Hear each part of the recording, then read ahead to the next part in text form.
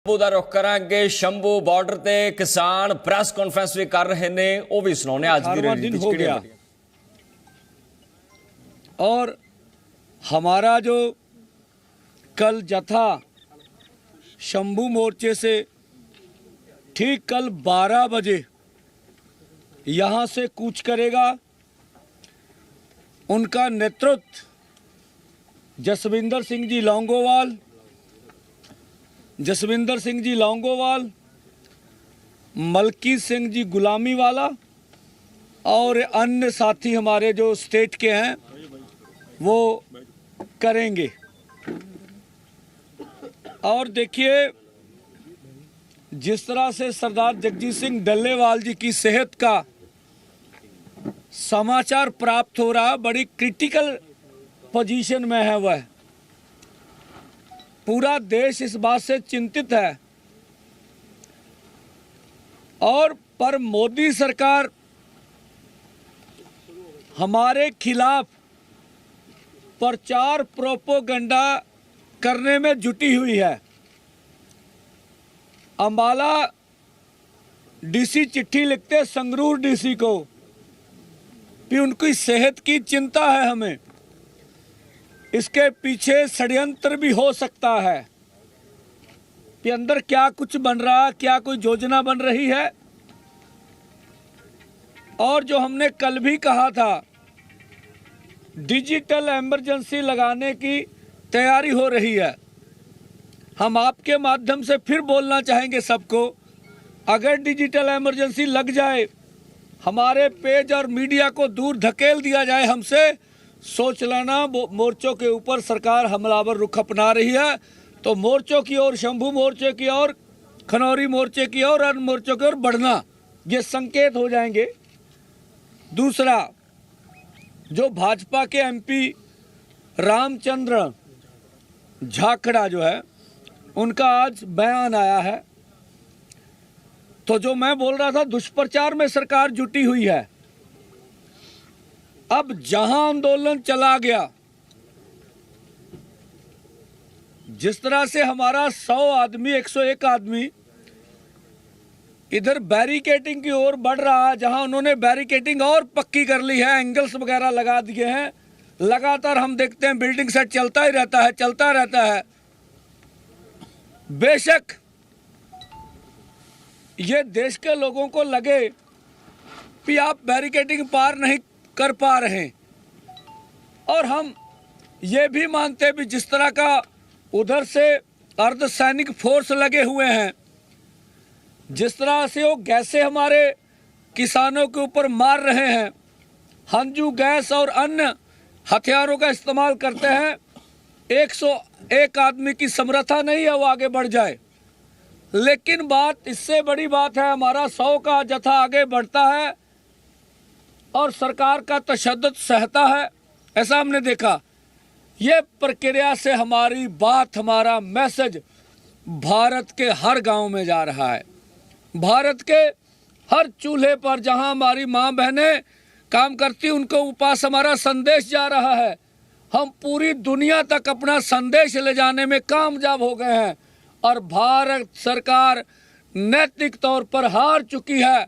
आज तक हमें कोई भी मंत्री बताने के लिए तैयार नहीं है कि 101 आदमी पैदल चलकर देश के अमन कानून के लिए कैसा खतरा साबित हो सकता है। कुछ बताओ तो सही, कुछ नहीं बता रहे।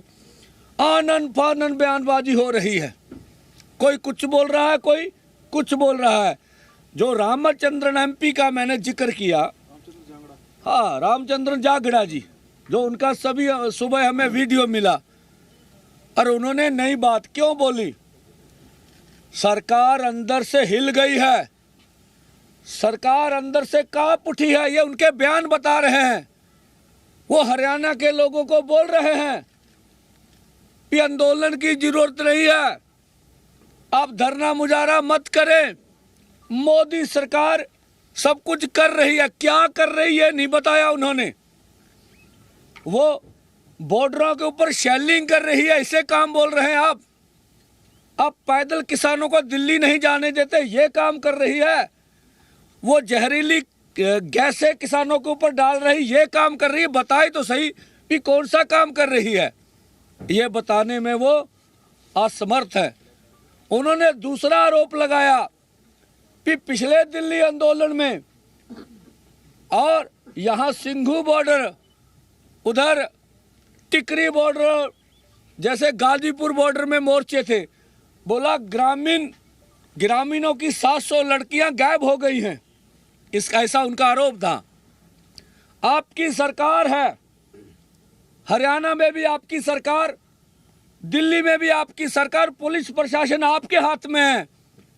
आज तक कौन सी एफआईआर हुई, थोड़ा बताइए तो सही हमें। आप इतनी देर तक चुप क्यों रहे? आज आप क्यों बोले हैं? आपकी टाइमिंग, जब मोर्चा पूरी दुनिया में अपना मैसेज कन्वे कर रहा है, पिकअप पे जा रहा है, आज आपने क्यों बयान दिया? आप क्यों हरियाणा की माओं बहनों के इज्जत उछाल रहे हैं? अगर आपके पास कुछ तथ्य हैं, देश के सामने रखिए। आपके पास ईडी है, सीबीआई है, सारी एजेंसियां आपके पास है, आप उसकी जांच कीजिए अगर ऐसा हुआ है। नहीं तो उन्हें बयान पर माफी मांगनी चाहिए। दूसरा, जेपी नड्डा जी जो भाजपा के प्रधान है पार्टी के, हम कहते हैं ये आपका एमपी है, इसकी मेंबरशिप खारिज होनी चाहिए, इसको पार्टी से बाहर निकालना चाहिए। इसका देश में बैठी भाजपा को स्पष्टीकरण देना चाहिए, इनका नेता क्या बोल रहा है। हम इस बयान की दोनों फोरम कड़ी निंदा करते हैं और हम ये भी मानते हैं ये बयान दोनों समुदाय को झगड़ाने वाला है, लड़ाने वाला, भड़काने वाला है, देश को गुमराह करने वाला है। उन्होंने ऐसा भी कहा कि जो नशा हरियाणा में आज युवा कर रहे हैं, किसी किस्म का भी हो, वो बॉर्डरों पर बिकता रहा है। हमारा फिर सवाल है सत्ता में बैठी मोदी सरकार से, जब नशा बेचा जा रहा तो आपकी पुलिस क्या कर रही थी? आपकी पुलिस मूक दर्शन बैठे क्यों देख रही थी? ये हमें बदनाम करने का सबसे बड़ा षड्यंत्र है। जो मैंने पहले बोला कि किसानों की समस्याओं को पर ध्यान देने के उनका कोई टाइम नहीं है, जो वो हमारे खिलाफ षड्यंत्र कर रहे हैं। उन्हें लगता है सत्ता पक्ष हो या विपक्ष हो, उनको लगता हम देश की पार्लियामेंट में किसान मजदूर का मुद्दा नहीं उठाएंगे। पहले अडानी जी के मुद्दे पर इतना हो हल्ला हुआ, यूपी के मुद्दे में, अब एक देश एक इलेक्शन का नया फार्मूला चल रहा है, संविधान पे चर्चा हो रही है। हम कहते हैं देश के रक्षा मंत्री को आज संविधान पे उन्होंने चर्चा करी है। हम बोलते हैं भाई ये कौन से संविधान के अनुसार हाईवे के ऊपर ये दीवार निकालेगी? रक्षा मंत्री जी कृपया देश को जरूर बताएं, ये कौन के संविधान के अनुसार 101 आदमियों को रोका जा रहा है? ये भी चर्चा पे आना चाहिए। अगर आप संविधान पे ऊपर चर्चा कर रहे हैं कि संविधान के अनुसार हमने अगले 11 सालों में अपना कार्य किया है, और शहीद शुभकर्ण जी को किस संविधान के अनुसार गोलियां मारी गई? 433 किसान पहले जख्मी हुए, अब लगभग 25-26 किसान अब जख्मी हुए। इनको किस संविधान के अनुसार टारगेट किया गया? ये भी डिबेट में जो आज पार्लियामेंट में चल रही है उनमें उठाया जाना चाहिए, ऐसा हम मानते हैं। अभी तक जो सवाल हमने मीडिया में रखे, जो सवाल हमने उठाए, अभी तक हमें उनका कभी भी जवाब नहीं आया और ना इस बयान का भी आएगा।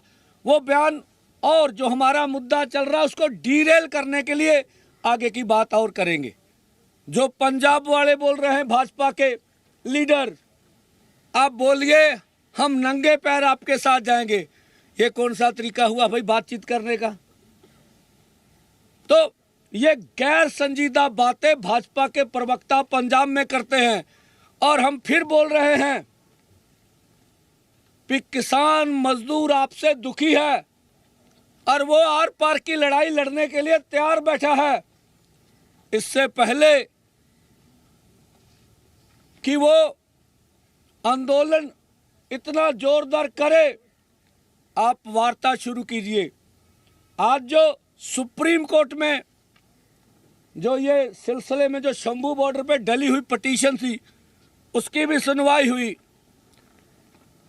और उसमें जो हमें मीडिया के थ्रू मालूम हुआ, ना हार्ड कॉपी है हमारे पास, ना वकील से बात कर पाया हूँ, दोनों फोरमों तो सोच के बोलेंगे असल में हमारा ऑफिशियल बयान क्या है। पहली प्रतिक्रिया है और सबसे अच्छी कि सरकार किसान नेताओं से सीधी बातचीत शुरू करे। उन्होंने ये भी हमने मीडिया के थ्रू सुना भी बल प्रयोग ना करें। अब देखेंगे जो टिप्पणियां बाहर निकल के आई हैं ये क्या उसके ऊपर रिएक्शन करते हैं।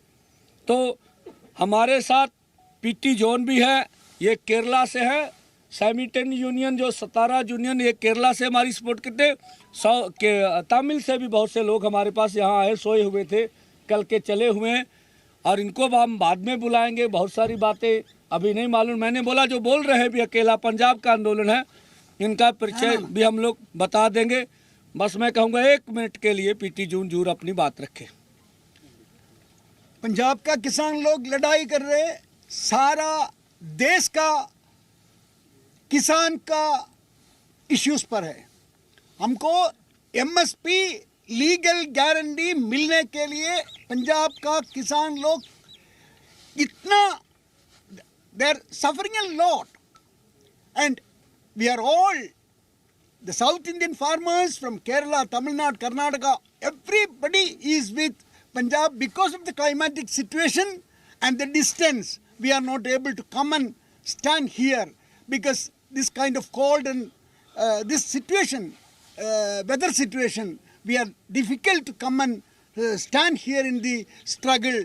But we are requesting the government, please come down for the discussions and bring the law. MSP guarantee law must be piloted before the parliament. And we will not go back the struggle.